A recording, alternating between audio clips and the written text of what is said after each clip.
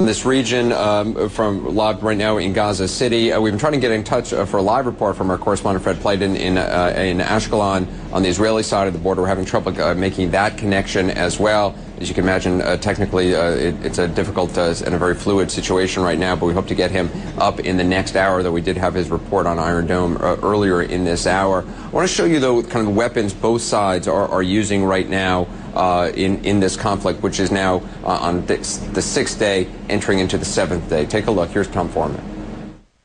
GlobalFirepower.com has called Israel the 10th most powerful military in the world. So let's break that down and see why. They have compulsory military service. That means every young person must go into the military for a while. 176,000 active troops are available, and they have about 500,000 that they can call up from reserves very quickly. Ground forces, also impressive. Some 3,000 tanks. If you count all the artillery pieces and mortars, things like that, you get up to about 12,000 units that can operate on the ground. And of course, their air force is formidable, about 800 aircraft out there, including some 200 helicopters. This is largely what they've used to have these strikes within Gaza. Now, if you look at Hamas, their forces are much smaller in terms of their official forces, certainly. If you look at people who are really in uniform, soldiers, police, whatever you want to call it, about 12,500. And of course, they have nothing like the weapons that the Israelis have. However, Palestinian militants do have lots and lots of rockets, and I want to bring in a model of one of them here. This is a Qassam 2. You've probably heard about this a good bit. These rockets are popular because they're cheap, they're easy to make out of steel tubes, they only weigh 70 to 100 pounds, and they're fueled essentially by commercial-grade fertilizer, and they can pack quite a punch. They're not very accurate, but if you fire enough of them, they don't have to be accurate.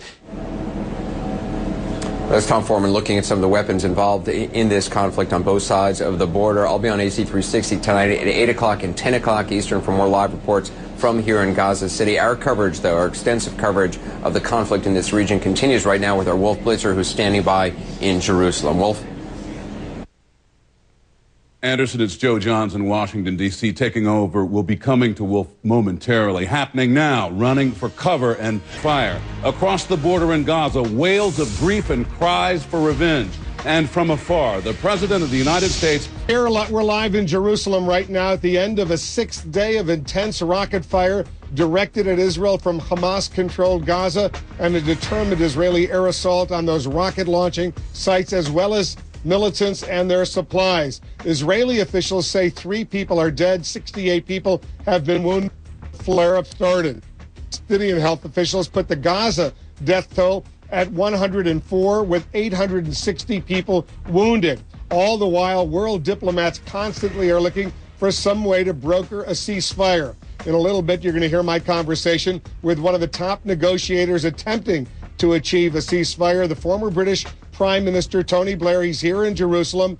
I spoke with him today. You're going to hear the interview. That's coming later. We'll also hear from our CNN correspondents across Israel as well as in Gaza right now. Earlier in the day, I went to Ashkelon, where I saw what was going on firsthand on the Israeli side of the border. As soon as we got to Ashkelon, the sirens actually started going off. You could see people running towards shelters. I started running after Israeli soldiers demanded that all of us, our CNN crew, myself, we get to a shelter. Usually they have about 30 seconds once the sirens go off before there actually is a rocket or missile that reaches the ground.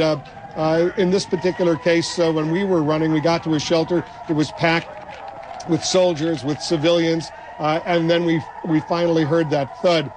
In this particular case, that Iron Dome, the Israeli anti-missile defense shield, which has been financed, at least in some measure, by the United States, it worked, and the incoming rockets and missiles were destroyed in the air. Later, we walked outside. We saw that plume of smoke showing that those missiles, the rockets, had been destroyed. Earlier in the day, by the way, at that same school where we had been, the Iron Dome didn't work successfully, and that rocket hit the ground. There was some damage there, no casualties on that particular road. We spent some quality time in Ashkelon watching what was going on, and it was a significant situation. On both sides of the border, people are living and dying. There is intense pain in Gaza as well as in Israel. Joining us now on the phone is Sai Barakat. a chief Palestinian negotiator. He's joining us from the West Bank. Saib, thanks very much for joining us. I know you're watching very closely what's going on. Is there, you sense that the parties are any closer to a ceasefire? Well, I hope so. I think there is an interest for all parties to have a ceasefire. Actually, we were last Monday in Cairo. President Abbas spoke to President Morsi. They agreed on a ceasefire, what we call tahdi'ah. And the Israeli government surprised us after Wednesday to assassinate Jabari. And then hell broke loose over our heads. Now I hope this will be an eye-opener for Mr. Netanyahu. We were negotiating, and he was speaking about the need to keep his army for Israel's security for 40 years in the Jordan Valley. Now, I hope that he will get one lesson. The lesson is that security will only be achieved through peace. Security will only be achieved through the two-state solution. Security will not be achieved through bombardments and killings and wars and threats of wars and warmongering. We need to reach this conclusion, and we need now to support every effort being exerted by the Egyptians in order to get a comprehensive ceasefire. That's what we're working on.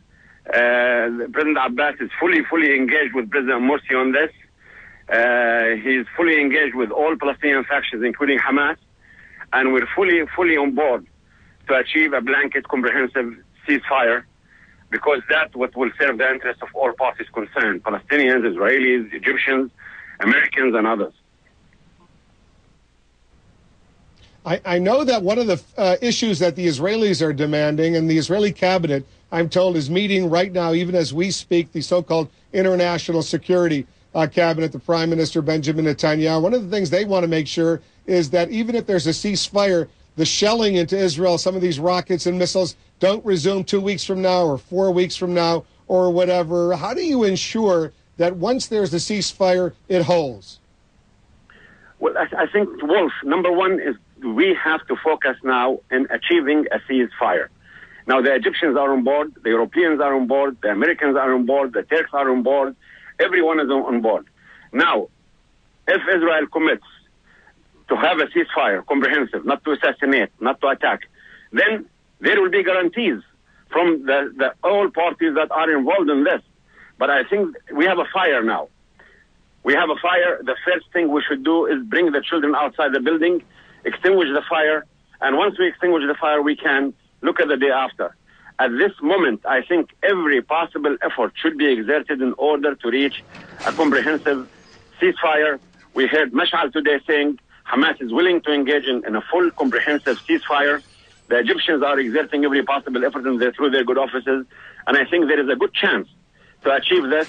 And then, you know, all demands from all parties, if everybody who has demands, will be brought the day after. I know that the former British Prime Minister Tony Blair met with President Mahmoud Abbas, the Prime Minister of the Palestinian Authority, Salam Fayyad, today. I spoke with Tony Blair later. Here's the question. It's a fundamental question. Does Hamas control all of Gaza? Because there's some speculation that there's Islamic Jihad, other even more radical groups that wouldn't necessarily honor a ceasefire. You know, President Abbas spoke to Mash'al, spoke to the leader of Jihad, Mr. Shallah. He spoke to all factions in Gaza. He spoke to Mr. Tony Blair. He saw Mr. Fabius, the French foreign minister. Tomorrow he's seeing the British and German foreign ministers. The day after he's seeing Ban Ki-moon. He's in touch with President Morsi. What we're seeking to achieve now is a total ceasefire. Look, there are 107 people killed in Gaza in the last 6 days. Gaza is the most densely populated area on earth. 7 persons per square meter. More than 750 wounded. And I think if the Israeli government is thinking about a land invasion, that will mean a human disaster. And that will not ensure anybody's security, safety. It will just, you know, we all know that this will just push the whole region, not only us and the Israelis, the whole region, in the path of conflict, bloodshed, and enlarge the cycle of violence and extremism. Now I think there is readiness in all Palestinians in Gaza through the good offices of the Egyptians with guarantees. The most important thing is that Israel commits to stop the assassinations, to stop attacks, and then everyone in Gaza will be committed because Egypt is brokering this. And Egypt can guarantee this, and I know that the Egyptians can do that. And they're the only ones who can do that, actually. What is your assessment of the U.S.? What is your assessment, Saib, of the U.S. role in all of this? Do you believe the President Obama is doing enough to try to achieve a ceasefire? I'm sure he is. I'm sure he's engaged with the Egyptians, engaged with the Turks, engaged with the Qataris, engaged with the